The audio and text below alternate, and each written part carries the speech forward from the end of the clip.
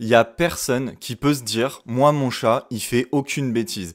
Jamais il a fait en dehors de sa litière, jamais il a fait ses griffes autre part que sur son griffoir, ou jamais, je sais pas, il m'a réveillé la nuit, ou c'est impossible. C'est comme quand t'es parent, il y a aucun parent qui peut dire, moi mon enfant, il a jamais pleuré la nuit, il fait toutes ses nuits, il m'a jamais embêté, il a jamais fait dans sa couche, enfin, c'est impossible. Reste à savoir maintenant comment tu vas réagir quand ton chat fait une bêtise entre guillemets, et je te dirai pourquoi je fais des guillemets, et comment faire en sorte qu'il en fasse moins ou pas du tout, même si c'est plus compliqué. Déjà, je vais m'attarder 2 secondes sur le mot bêtise. En fait, la plupart des propriétaires ont l'habitude de retranscrire un peu comment ils réfléchissent sur leur chat. Ton chat, il va faire en dehors de sa litière, c'est pas une bêtise. Par contre, ton enfant, il fait en dehors des toilettes, là, c'est une bêtise.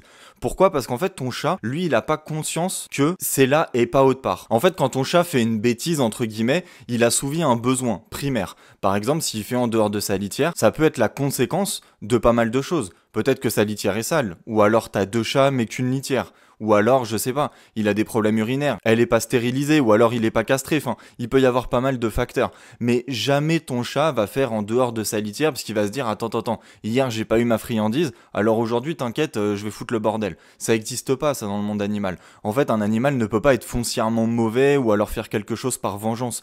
C'est juste que nous, comme ça nous gonfle, on se dit, ouais, il fait une bêtise. Mais non, tu vois, demain, ton copain, ou ta copine, ou ta femme, ou ton homme, il fait pipi sur tes vêtements, là je pense que tu peux gueuler. Mais un chat, c'est un peu différent. Donc on va voir 2 trucs aujourd'hui. Déjà, comment faire en sorte que ton chat ne fasse plus de bêtises. Donc ça passe par l'éducation. Et ensuite, s'il en fait une, comment réagir face à cette bêtise. Donc la première chose, comment faire en sorte que ton chat fasse plus de bêtises. On va prendre l'exemple de ton chat qui fait ses griffes sur ton canapé ou voilà, autre part. Tu vas utiliser 2 méthodes. Déjà, premièrement, le renforcement positif. Et ensuite, deuxièmement, tu vas utiliser ce que j'appelle la punition négative. Alors, la première chose, c'est quand tu vois que ton chat fait ses griffes à un endroit approprié, sur son arbre à chat, sur son griffoir, tu vas le récompenser de plusieurs manières. Tu peux utiliser un ton un peu, cool, un ton un peu doux, c'est bien mon chat, machin, enfin voilà.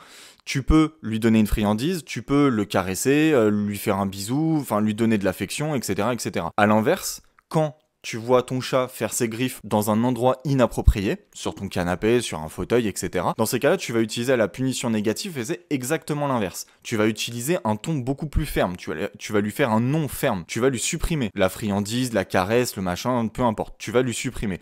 Et ensuite, tu vas l'ignorer pendant 20-30 minutes. Évite l'isolement. C'est parce que ça peut être très stressant pour ton chat. Fais en sorte que ton chat va associer du coup cette chose à quelque chose de mauvais.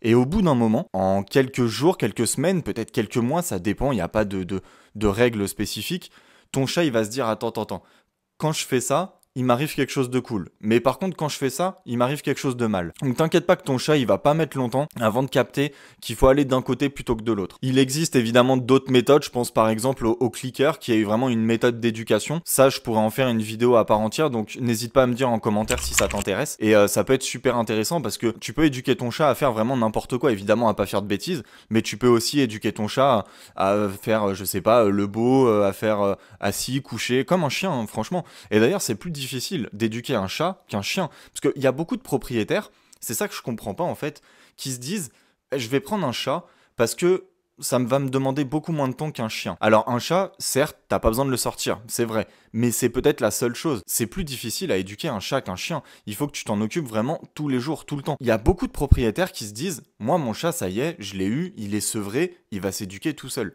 C'est complètement faux. J'ai même vu des personnes, alors pas de mes propres yeux, mais j'ai déjà vu des vidéos où en fait leurs chats, ils ont une espèce de, je sais pas comment ça se fait, tu sais un truc un peu comme pour égoutter les pattes là, mais sauf qu'ils le mettent sur la cuvette des toilettes, de leur toilette, et en fait le chat va faire ses besoins là-dedans. Donc plus de litière, plus de granulés, plus rien. Et il y a des gens qui arrivent à éduquer leur chat à faire ça. Donc tu vois que tout est possible avec ton chat. Maintenant, comment réagir quand ton chat fait une bêtise? Parce que j'avoue, des fois, ça te fait péter un câble, tu te lèves le matin à 7h, t'as une réunion ultra importante, tu vois que la couette est mouillée, ou alors t'enfiles ton pantalon, tu vois que ton pantalon est mouillé. Vraiment, ouais, des fois ça saoule. Ou alors demain tu dois te lever à 6h du mat, ton chat il te réveille à 4h, enfin, t'en as marre. Ton chat il fait pas ça par méchanceté pure en fait. C'est ça vraiment le sens de cette vidéo, c'est que ton chat il est pas foncièrement mauvais, même s'il fait des bêtises entre guillemets.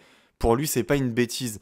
Et donc, en fait, le truc, c'est qu'il faut pas le gronder. Encore une fois, si ton enfant, il arrive la nuit et il commence à pisser sur tes draps, ouais, là tu peux l'engueuler, je t'avoue, tu peux l'engueuler. Par contre, ton chat, c'est difficile de dire ça, hein, mais ton chat, c'est pas de sa faute en fait, c'est pas une bêtise. Donc en fait, si tu l'engueules, et en plus, on va pas se mentir, généralement, tu l'engueules pas sur le coup. Tu vas l'engueuler une fois que t'as vu la bêtise, une demi-heure, trois quarts d'heure après, une heure, peut-être même des fois le lendemain. Ton chat, lui, il a pas conscience qu'il a fait une bêtise. Pour lui, tu viens, tu rentres dans une pièce, tu le prends à partie, tu l'engueules gratuitement.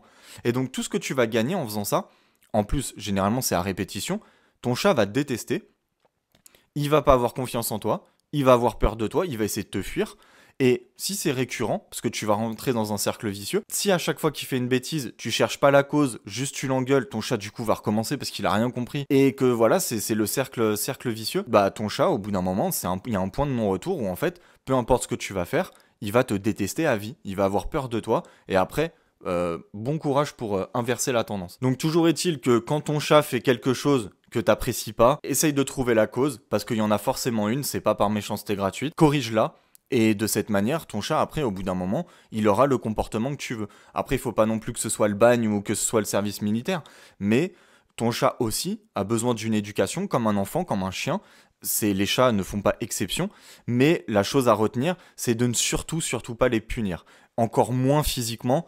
J'ai encore vu une personne qui m'a envoyé un mail, c'était hier ou avant-hier, une personne qui me dit moi, quand mon chat il fait en dehors de sa litière, je lui prends la tête et je lui mets dedans. Et comme ça, il comprend. J'avais envie de jeter mon téléphone quand j'ai vu ce message. C'est de l'humiliation, c'est limite de la maltraitance, et il faut surtout pas faire ça. En fait, tout ce que tu vas gagner, encore une fois, c'est que ton chat, au bout d'un moment, il va te détester, et de toute façon, comme il a pas compris, eh ben, il va recommencer. Donc voilà, en tout cas, cette vidéo touche à sa fin, j'espère que tu as appris des trucs.